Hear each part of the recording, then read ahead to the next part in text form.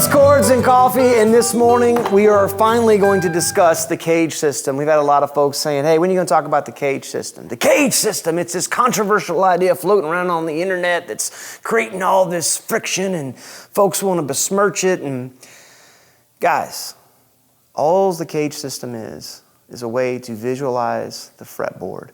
It is not claiming to be anything else other than that. The CAGED system is a great way for you to navigate the vertical landscape of the guitar neck and find your way around real easy. But there's a lot of other things that it'll do for you too. There's some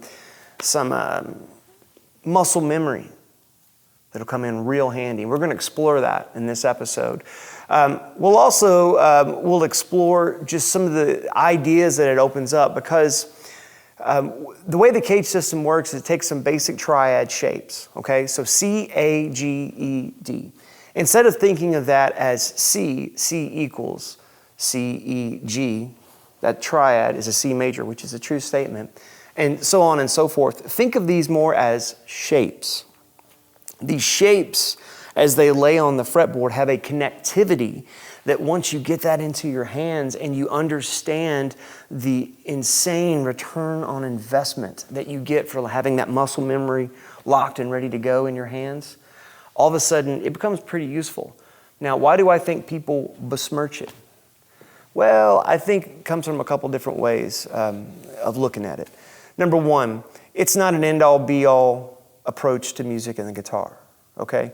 It's not great for, alternate picking.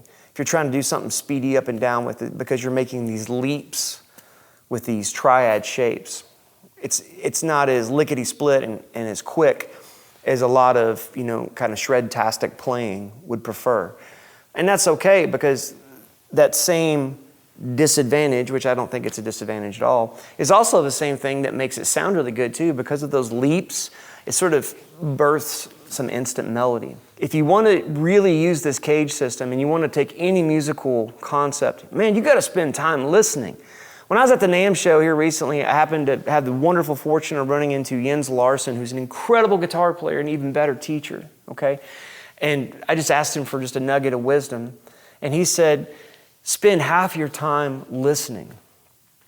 I'm going to show you some chords. I'm going to show you how they link up. I'm going to even show you some application. But friend, make sure that you're listening to music and really listening. Don't just have it on in the background and be going about whatever it is you're doing. Actually listen to it the way that we used to sit and listen to records and really absorb it, not say a word.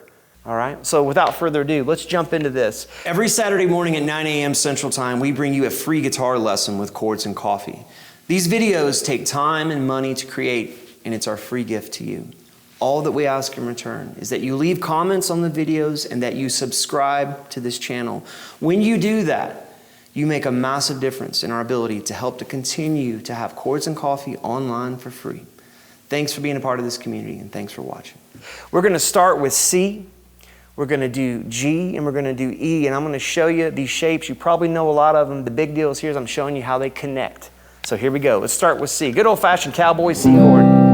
This is going to be a ring finger on the 3rd fret of the A, middle finger on the 2nd fret of the D, open G, and then here is your first finger on the 1st fret of the B. That's a C chord. Here's another C chord. Now, the CAGED system uses this shape that it's calling C. This is a C, this is an E, and this is a G. This shape, the way the guitar is tuned, whenever you make this shape, it makes a major chord. And then as you move it up, you're going to have to add another shape because we've got an open string here. But it's just a shape, right?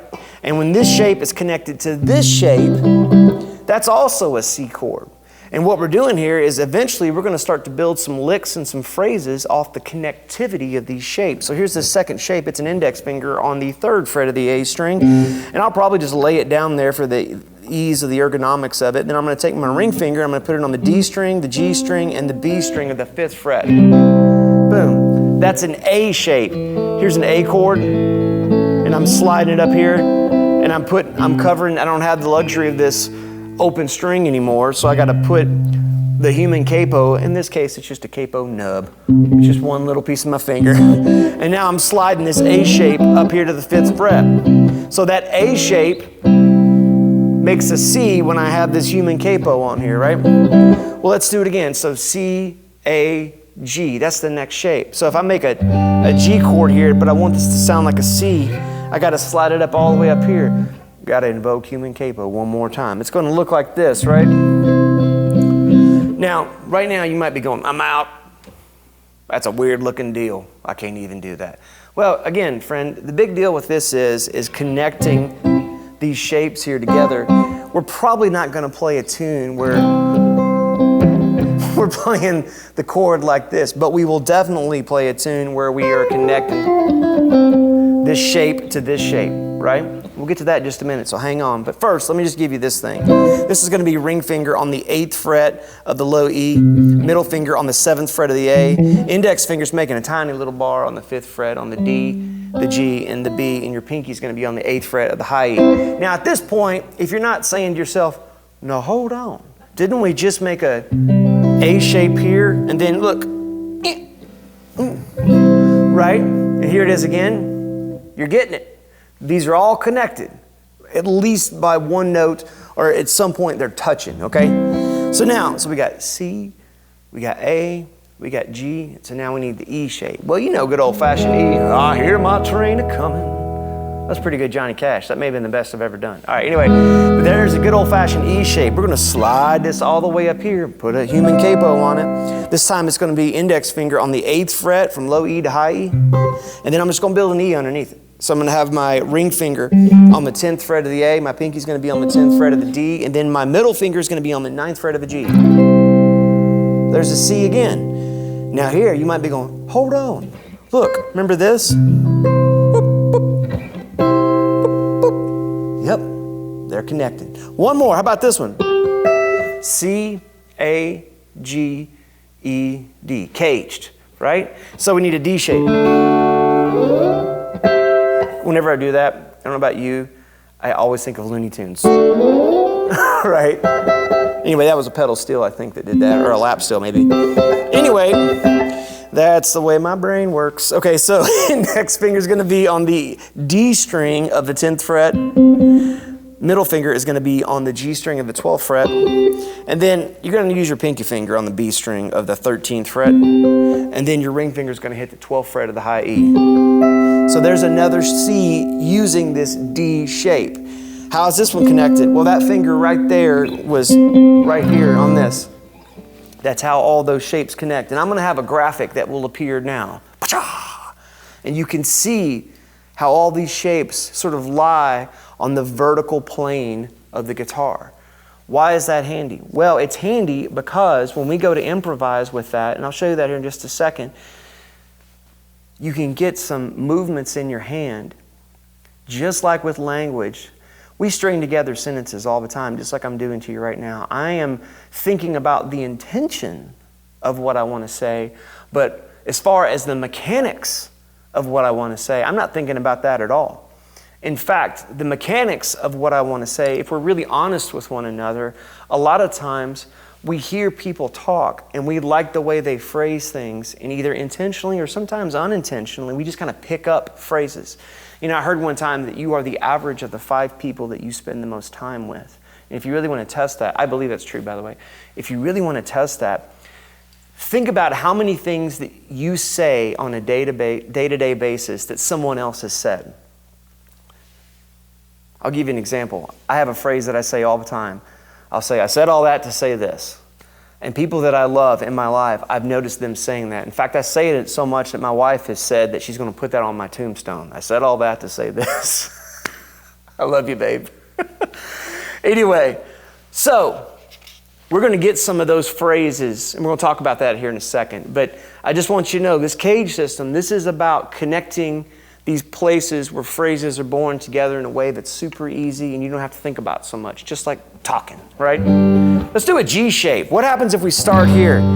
So I just gave you the CAGED system, starting with C, A, and all these different shapes that are just spell the word cage. But now what happens if you're starting with the G? Which G am I talking about? Well, I'm talking about the one where your middle finger's on the 3rd fret of the low E, index finger's on the 2nd fret of the A. You've got an open G, an open D, and then on the B string, you're going to have 3rd fret of the B with your ring, and your pinky's going to be on the 3rd fret of the high E. Now, if we're building the next shape up, it's just going to be good old-fashioned G bar chord, index finger straight across the 3rd fret from low E to high E, build an E underneath it. We're spelling caged, but we're starting with the G, right? The G shape. So it's G, E, and then we're going to go to the D next, right?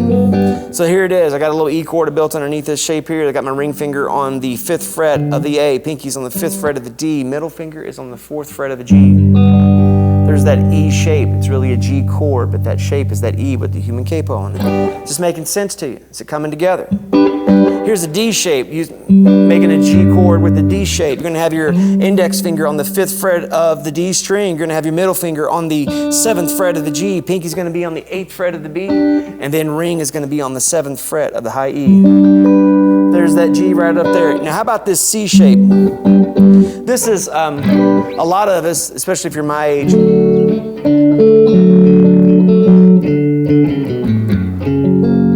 you've discovered this on Under the Bridge, right? That's the first time, I never thought about using a bar chord with this shape until John Frusciante showed up wearing that beanie standing on a rock on a music video on MTV, right? But here it is up here on a G chord. You're going to have your index finger. In this case, let's just make this ultra simple, not even have to use a bar. Let's use our pinky on the A string of the 10th fret. Let's use our ring finger on the 9th fret of the D. Let's use our index finger on the 7th fret of the G. And then our middle finger is going to be on the B string of the 8th fret. Right? That's a G shape. That's a G chord using a C shape. Right? And then now we're going to use this A shape. This is going to be index finger, human capo on the 10th fret from A to high E. And then I'm going to have my ring finger laying flat on the D, the G, and the B.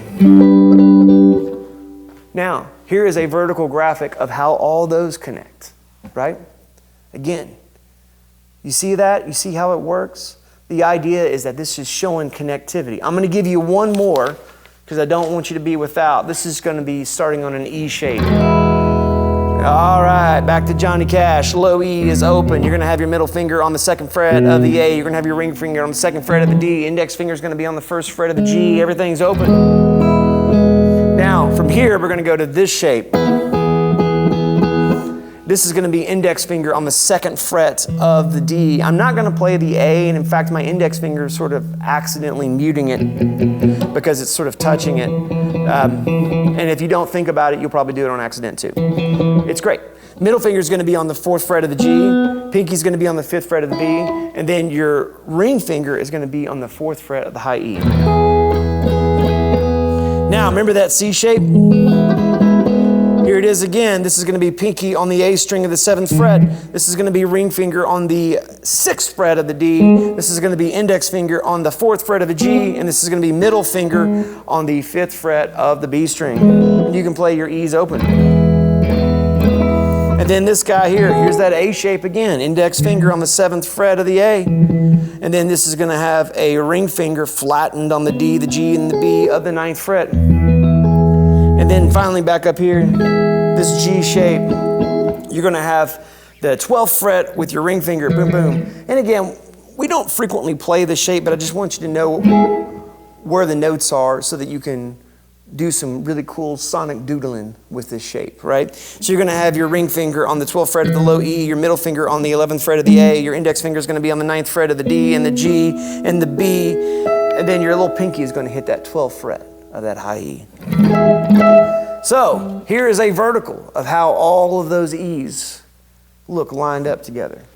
Now at this point you may be going, Lord have mercy, Nate, that's a lot of information. Or, Lord have mercy, Nate, you've bored me to tears. Okay, here's where the cage shape really starts to take shape. That was rough. I need a cup of coffee after that. That was rough. That was a little too much of a dad joke, wasn't it? Okay, y'all bear with me. That's the problem is I get going, I start talking, and I don't drink any coffee, and the coffee kind of helps me pace myself. It's sort of my liquid rhythm. Back in the pocket. All right. See, playing triads over other triads is really where it's at, right? What do I mean? Well, I'm going to show you here in just a second. I'm going to get my old buddy Mike up here, and we're going to play together, and Mike will play a simple chord progression, And then I'll play and noodle around with some of these shapes, and we'll put the shapes on the screen. And so you can see, oh, okay, so that phrase that he just played, or that lick that he just played, is born out of that shape. And if you're looking at my hand, you can kind of see how that's happening. But the truth is that I find, at least in my life, if I add one more note to this equation, all of a sudden, things get a little nicer. And I did a lesson on this, and if Jordan will let me look at Jordan real quick. Oh, he's giving me the side eye. Here's a graphic of this lesson. There's a thumbnail of it. Go find this lesson. And this lesson is on all of the shapes of the major scale. All the, it's major 7, minor 7, minor 7, major 7, dominant 7, minor 7, flat 5, major 7, okay? This caged thinking, ironically, is very freeing. In that, what it does is that you start thinking about, this isn't just, about these particular shapes. It's about connectivity of chord inversions and connectivity of different ways to play chords up and down the neck, specifically triads, or when you start getting into 4-note chords like a C major 7. For example, if you take this C major 7, now this is just a good old-fashioned C where I've lost my index finger here. I'm going to have my ring finger on the 3rd fret of the A, and middle finger is going to be on the 2nd fret of the D. Everything else is open, not playing the low E, right? And if I connect that to this shape, this is going to be index finger on the 3rd fret from the A string all the way to the high E, and then I'm going to have my middle finger on the 4th fret of the G, ring finger is going to be on the 5th fret of the D, pinky is going to be on the 5th fret of the B. And then connect this shape to this one. Now this is a good example of not being able to do the full G shape. You could do it, but in the words of B.B. King, why you want to work so hard? Right? Especially if you're playing a solo kind of thing, right? I'm just going to take my index finger, I'm going to lay it across the 5th fret of the D, the G, and the B, and I'm going to put my ring finger on the 7th fret of the high E, and you can just kind of imagine that 8th fret of the low E there, making that a C major 7, right? Well, look at this next one. This is my favorite. This is like a little stair step. This is going to be 7 on the high E, 8 on the B, 9 on the G, 10 on the D string. And then this next one, I'm going to give you this one for free because I love you so much. This one right here is going to be on the middle finger on the 10th fret of the D string, and then you're going to have your index finger on the 9th fret of the G, and your pinky is going to be on the 12th fret of the B. We're missing a G note in there, but I still think of that as a C major 7. And part of this deal here, which is index finger on the 10th fret of the D string, and then pinky or ring, it really doesn't matter, lay across the 12th fret of the high E, the B, and the G. So when I connect all those shapes together, what happens is I get something that's really nice, especially if I'm playing over like a G chord or an A minor. I start to get these spicier tones in there that sound really good. And I'm not thinking a whole lot about it. I just know that it sounds good. I'm actually trying to convey an emotion or emote on the guitar. So I'll show you some examples. We'll put the chords up as I'm jamming along with Mike. And I hope that in watching this episode, number one, it kind of demystifies any bewilderment you may have suffered from looking at the internet and people going, the CAGED system, it's all wrong. It's just a way to visualize the fretboard. And number two, my real hope is that you now have more questions that have been sort of spurred on by this. Folks, leave your questions in the comments. Hit that subscribe button if you haven't already. When you do that, when you subscribe to this channel and you leave questions, you ensure that this thing continues to move forward. And we're so grateful. We're living life the best we can with the guitar in our hand, and every Saturday morning at 9 a.m. Central Time, this is right where we're going to be. Chords and Coffee. Thanks for watching. Have a wonderful rest of your day. Here's Mike. Hi, here I am. So for this first jam, what we're going to do is I'm going to do, based on this C shape, but a G chord that I just showed you. So this one that's built off the 10th fret on the A that makes a C shape. I'm going to use this shape. I'm going to use this D shape kind of back behind it. And then I'm going to use this E shape here. And that's really where I'm just going to live. And I'm just going to noodle around with those shapes. And it's going to sound something like this. I'm not sure what Mike's going to play, but he's going to play some stuff. In the key of G. Okay, that'd we'll be do that. great. Okay. All right, It always helps. Yeah. Always helps. Let it rip, Tater Chip. Might have listened the first time, right? Little D minor action here. A minor, yep. Yeah. A little D chord, is that it? Well, that's it. Okay. Keep it simple.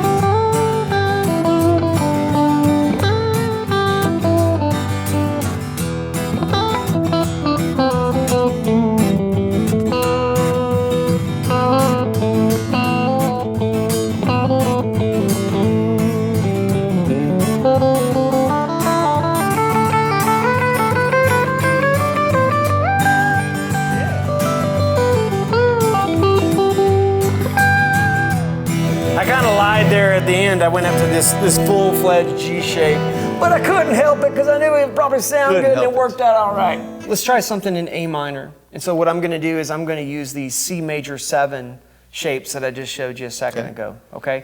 Mike is telling me on purpose exactly what he's doing so that I'm... Well, yeah, Mike's going to figure it out as I go too. But that way I'm like really honestly just leaning in to this CAGED system. So you're going to do something in A minor. I'll listen the first time and then I'll jump right in. So let it rip, Tater Chip.